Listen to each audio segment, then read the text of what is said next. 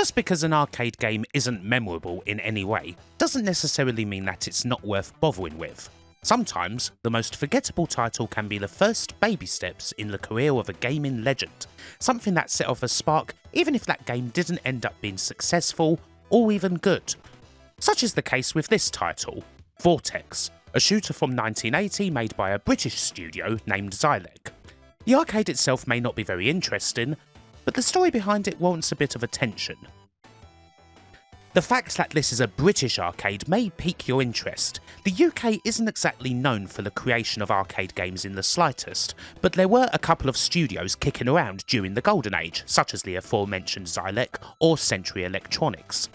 The problem with a lot of the games from these studios, in the main, is that they're often very derivative. Their libraries are filled with inferior clones of much better and more successful machines.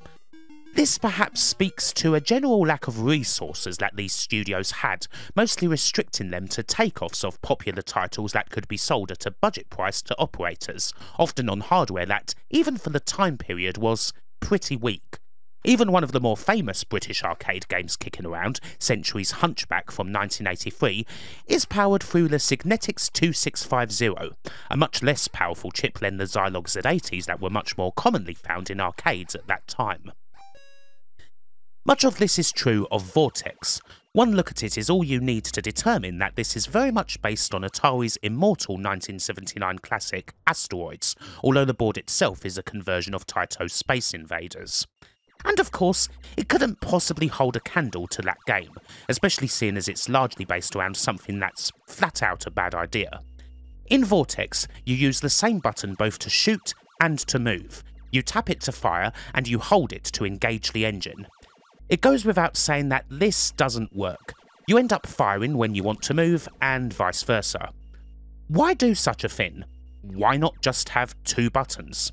Well, Xylek probably wanted the game to fit into as many cabs as possible. It's highly likely this wouldn't have had any kind of dedicated arcade cabinet after all, so a decision was presumably made to streamline the controls as much as possible. Perhaps the most interesting thing about the machine is the colour. As mentioned, this game's based off Space Invaders hardware, and Space Invaders is a monochrome game. Even though the colour in this game is hardly good, seeing as it's bleeding all over the place, how did Xylek actually get colour in the game at all? With the help of various MAME developers who've been working on the game and emulating its colour output, I understand that it's something of a crude hack in the circuitry, not something that requires any video RAM, but allows colour to be present. So at least the game is colourful, even if its use of colour is vociferously ugly and somewhat nonsensical. Here's another fun thing. You can, if you choose, actually crash into your score.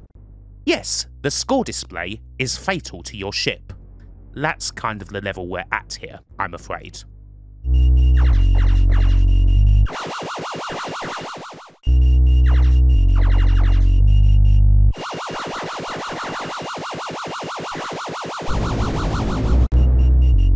So, why pay attention to this game at all?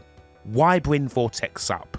It's not a particularly good game, and it probably only exists in a few people's memories. Something that may have appeared for a brief time in a fish and chip shop, possibly played for a little while to pass the time while the cod's frying up. Well, it does have the name of Chris Stamper on it. Credits for Chris Stamper and John Lathbury can be found hidden inside of the game's code. This is the first arcade game that Xylek released, and indeed, quite possibly the very first game that Chris Stamper worked on. Chris Stamper, alongside his brother Tim, are of course best known for Rare and Ultimate Play the Game, but their early arcade history is as intriguing as it is murky.